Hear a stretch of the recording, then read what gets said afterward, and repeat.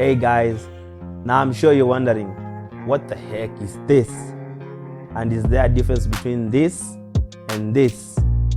Well, if that's you, stick around to find out. This is Tutopini Electrical Engineering, and I'm your tutor, Brian Ambundo.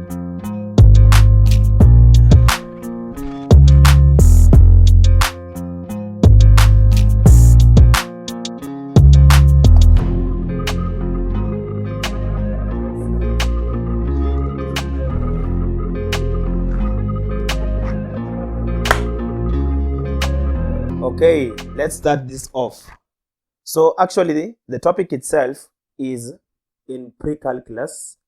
Let me position this well.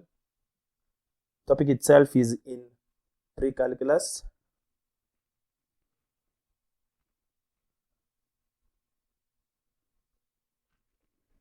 And the topic at hand is interval notation.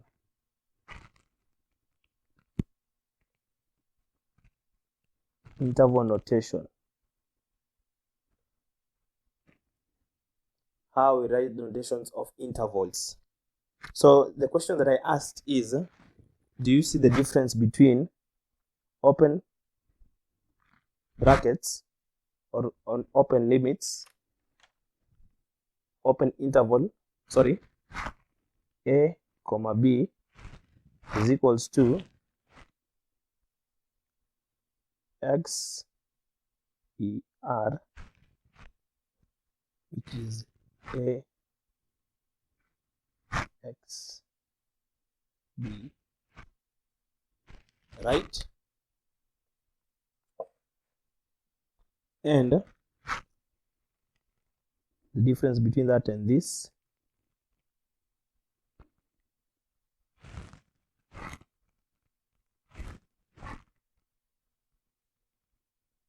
er a x b, right?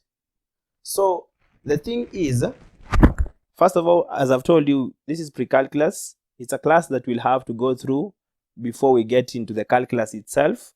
And the subtopic is interval notation. So what is the difference? First of all, as you can see, we have normal brackets that are between a and b, okay? And we assume a is smaller than b. So probably if we are having coordinates 1, 3, this will be 1 will be our a, 3 will be our b. And then this one, we have square brackets. As you can see, we have a comma b, but in square brackets. Then we have this expression. We can say probably xer, okay? Now, I want you first of all to take note of the way I've written this r. It's different from how we write normal r's. So it's a real number. It's a real number. R is a real number. So I don't want to get too much into what a real number is, but anything that can be plotted on a number line is a real number. So if you have a number line, there is our number line. We have our 0 mark, we have the positive, and then we have the negative integers. So anything that can be plotted on a number line is a real number. It might be one with a recurring decimal, one with a terminating decimal. It might be one that has fractions. Obviously, if it has fractions, then it means it's a terminating decimal. So, and actually not all instances, because like pi is a fraction 22/7, and if you get its decimal, it's going to be 3.1747 continuing, and it won't terminate. So let's get back to it. So a real number is what? A real number is anything that can be plotted on the number line. It's different from imaginary numbers, because imaginary numbers, you see, you plot it on the x-axis and also on the y-axis. So we're just talking about what? The number line. So what does this expression mean? This expression means this is an open interval. What do I mean by an open interval? An open interval, I'll first of all draw whatever it means in terms of a number line. I have this. I have my A, I have my B. Sorry. This is a point, this is a point, this is a point A, this is a point B. And it has hollow circles. Okay. So you might be asking yourself, what does this XER mean? It means set of all real numbers. It is a set of all real numbers. Let me write it down here.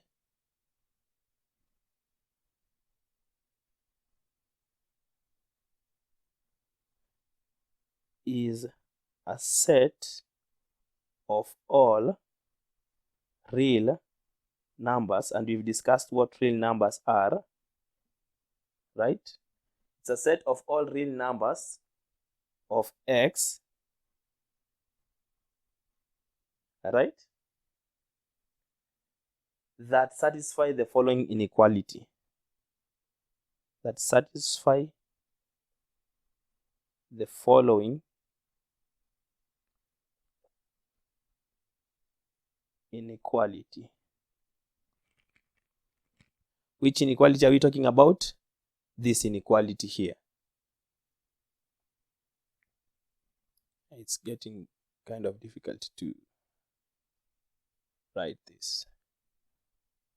So as you can see, I have A comma B, which is the interval, and is a set of all real numbers that satisfy the following inequality. This is the inequality.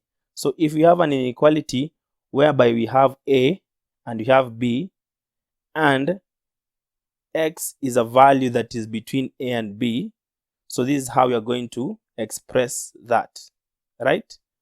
So this number line usually is the x-axis. That's why we are using X here, okay? The other thing is, you find that A and B are not part of the set. Let's come back here. You find that now these are the set of numbers we are talking about, okay? But A and B are not part of the set itself, okay? But now when we come to this other question, this other interval, it's called a closed interval. This one is called open. This one is called closed. Now you see, now this is another interval, but now this interval is a set of all real numbers that is satisfying the following inequality. You see, A less than or equal to X, which is less than or equal to B. So it means that A and B are a part of what? Of the set that is there. So if we were to draw it, then we'll come and draw it here.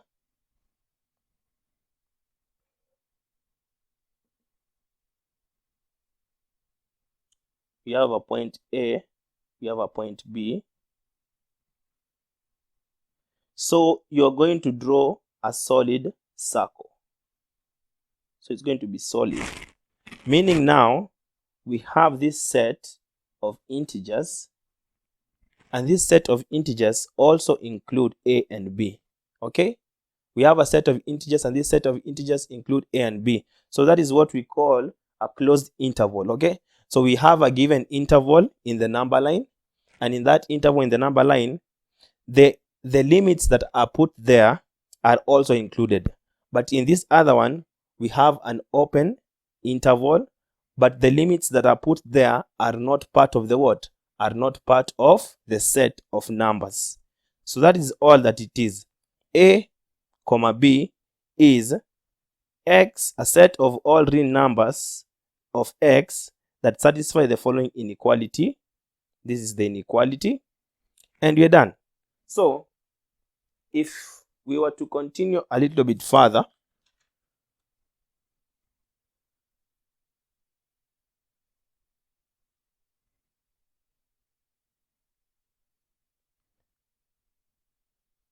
Let's talk about some other inequalities.